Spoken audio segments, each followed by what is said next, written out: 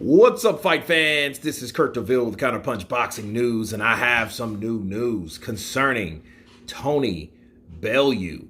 Tony Bellew has been making a lot of noise lately, and he hasn't stopped with his latest comment about Tyson, the Gypsy King Fury.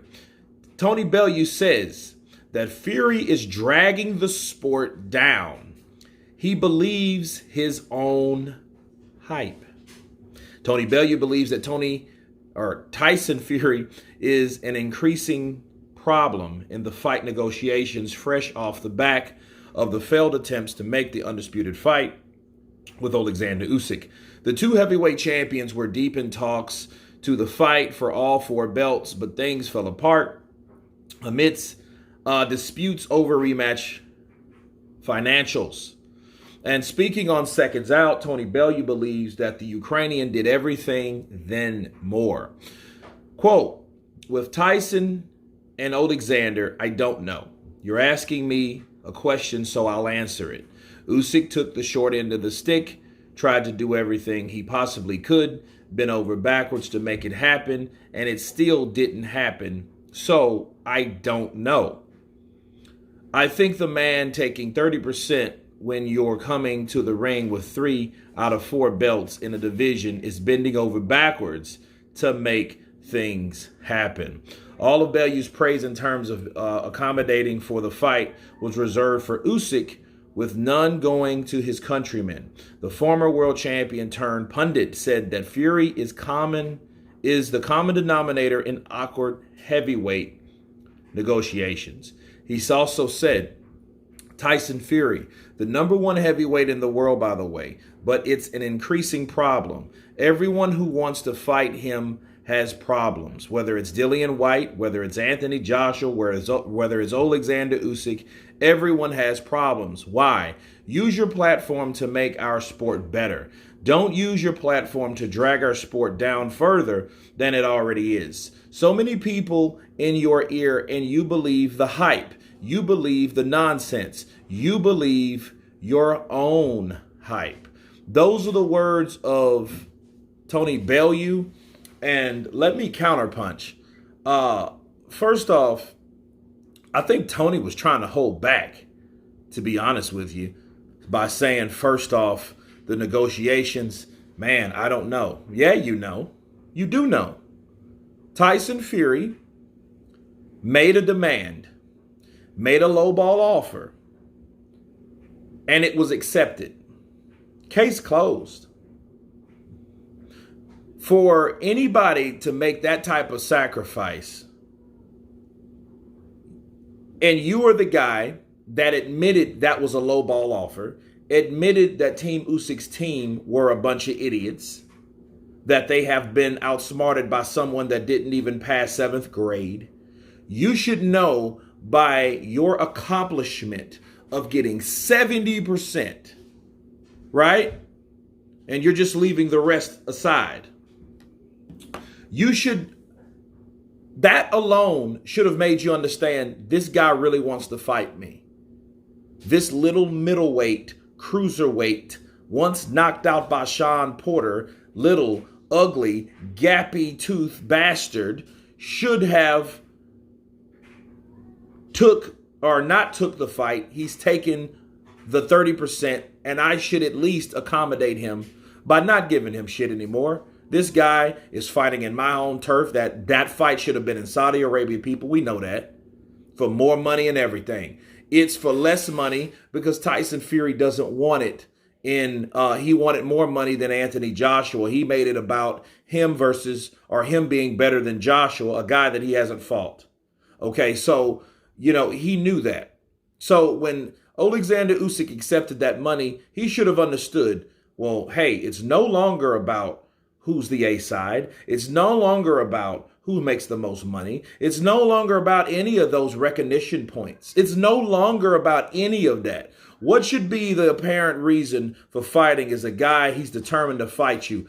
I think, and I will always think, that Tyson Fury, when Alexander Usyk accepted that money, Tyson Fury got scared. He got more worried and more nervous. Like he admitted, mental anxiety and illness and all that starts driving, and stress drives him in negotiations. I think when Alexander Usyk pulled that plug and pulled that bluff, called that bluff, that what made Tyson Fury very antsy, nervous, and overall, what's the word?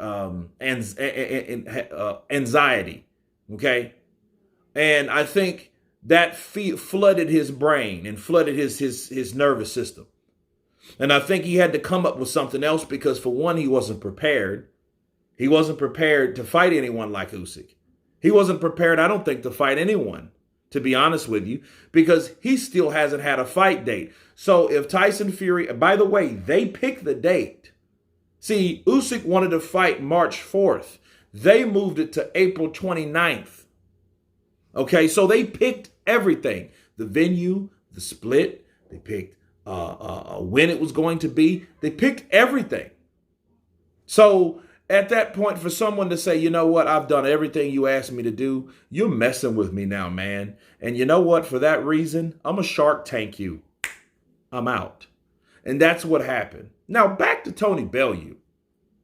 You could say Tony Bellew, you know, he was knocked out by Alexander Usyk, and he was scheduled to fight Tyson Fury. But I think Tyson Fury, he should use himself as an example.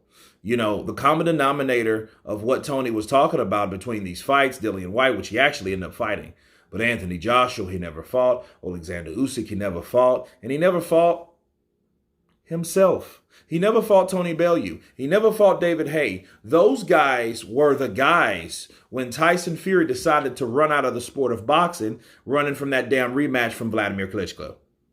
Vladimir Klitschko was ready, and you could tell it was a different demeanor. He had a different motivation, you know, of a fight. He had something to fight for. It wasn't this brash, traveling British loudmouth guy anymore that outboxed him and made a shitty fight. Really, let's just call it what it is. It was a very boring fight. And he got out tricked. He got outboxed. He got outmaneuvered by Tyson Fury. And Tyson Fury was like, ha, gotcha. You know? But then the rematch, I think Tyson sensed, hey, this guy's for real this time. And I think that's why he got out of that. And he did extraordinary extremes to do it. I think it's more than that. I think, you know, now God help Tyson if something happened to him or he did something harmful to himself. Okay, but I don't really believe the hype. I think a lot of people use mental illness as a cop-out. And let me leave you with this, guys, when we're talking about mental illness. You know what the example of mental illness, you know who, like a true example, or should I dare say extreme example of mental illness? Ike Barabucci. I'm doing a video on him. It's going to be a documentary. Stay tuned for that. However, that is a man that I think was suffering from mental illness. That is true mental illness. CTE, trauma to the brain, trauma, violence to the body that affects the way your mind and body works. Okay, especially your mind. Especially it affects the overall mental state of how you think from day to day. I don't see that in Tyson Fury. I just see Tyson do a bunch of this and that and the other and babbling. You know, a lot of manipulative things. You know, a lot of things you catch him in. A lot of lies you catch him saying. I don't really think that's true mental illness examples. Okay? So with the common denominator with Joshua and Usyk, you know, whereas Joshua's fighting every Tom, Dick, and Harry that's not Wilder, that's not Fury, and all Fury and Wilder are doing are fighting each other, it's kind of a clear case of knowing, like, okay, who's running from what? Who's avoiding what? But is Tony Bellew right? Is Tyson Fury running the sport or pulling the sport down? He is in his weight class. See, at this point, heavyweight division reflared itself in 2018, really 17, to be fair. 17 when, because it wasn't in 15 when Fury beat Klitschko. No, because he had to fight him again, and it was an incomplete. He won one, but then he ran away from the rematch. So that's an incomplete challenge to me. Okay, so nothing really happened until Joshua came on the scene. Okay, because Wilder, we knew really little about Wilder because he fought Stavern. Stavern was trash. Okay, he was only beating Areola or Chris Areola was an underachieved Olympian. Okay, that's his claim to fame, and Wilder beat him. But to be fair, he beat both of them, which they don't really matter in the sport as far as elite fighters because they all fell short. Okay, to the higher echelon fighters, which was the Klitschkos.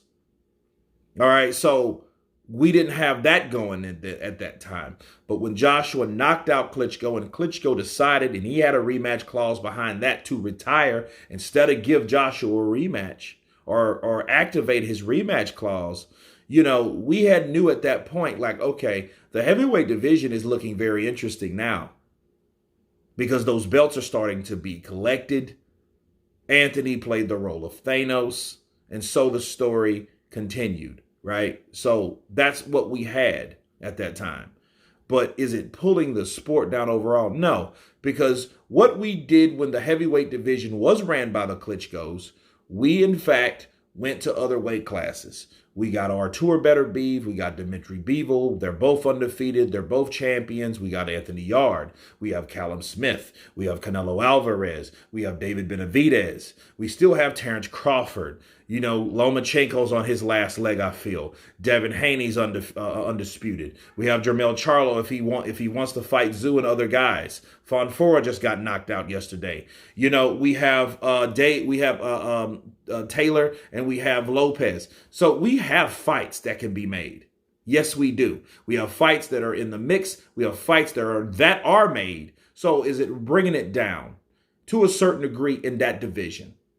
Overall, maybe 15%. Okay? But if you only looked at heavyweight boxing, I would say yes, it brings it down a great deal. But anyway, you guys tell me what you think of Tony Bellew saying that Tyson Fury is dragging down the sport of boxing. Of course, please subscribe. And you guys been Counterpunch. Peace.